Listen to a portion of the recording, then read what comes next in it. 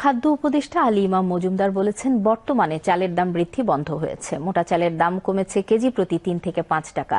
বাজার নিয়ন্ত্রণে ১০ lakh metric ton চাল আমদানি করছে সরকার। তিনি আজ দুপুরে চট্টগ্রাম বন্দরে মিয়ানমার থেকে আমদানি করা চাল খালাস কার্যক্রম পরিদর্শনে এসে একথা বলেন। উপদেষ্টা বলেন, রমজানে দ্রব্যমূল্য সহনশীল থাকবে এ লক্ষ্যে টিসিবি সহ সামাজিক নিরাপত্তা বেষ্টনীর কার্যক্রম জোরদার করা হয়েছে। আমজাদ হোসেনের প্রতিবেদন। আমনের ভরা মৌসুমে নতুন চাল বাজারে এসেছে। এরপরও চালের দাম বৃদ্ধি নিয়ে অসন্তোষ ক্রেতা সাধারণের। নিত্য প্রয়োজনীয় এই চালের বাজার নিয়ন্ত্রণে অন্তর্বর্তী সরকারও বসে নেই।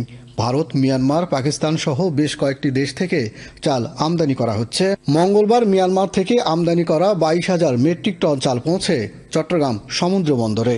সেই চালের খালাস কার্যক্রম পরিদর্শন করেন খাদ্য উপদেষ্টা।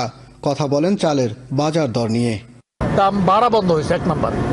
২ নাম্বার কথা, দাম কিন্তু ৩ থেকে ৫ টাকা পর্যন্ত মোটা চালের যেটা আছে সেটা হয়তো আমি খাই না, ওটার দাম কিন্তু ৩ থেকে ৫ টাকা পর্যন্ত কমেছে। দেশে বিশেষ করে স্থলপথে আসে ইন্ডিয়া থেকে দেশের উত্তরাঞ্চলে। আসন্ন রমজানে বাজার সহনশীল থাকবে আশা খাদ্য উপদেষ্টার।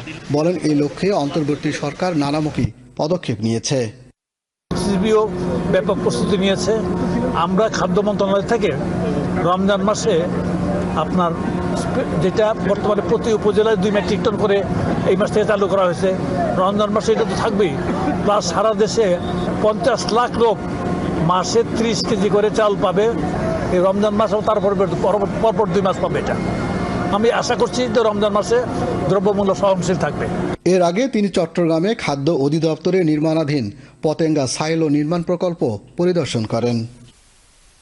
Amjad Hossain, BTV news, Chittagong.